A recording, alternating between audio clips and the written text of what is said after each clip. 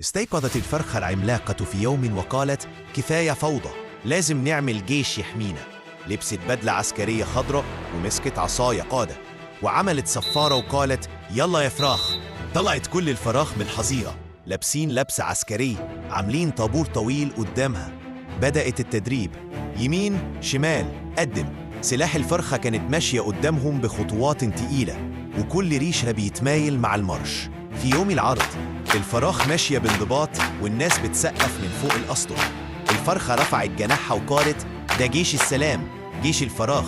الفرخة العملاقة رفعت عصا القادة وقالت: جيش العظيم، مهمتنا الأولى نحمي البيضة الذهبية.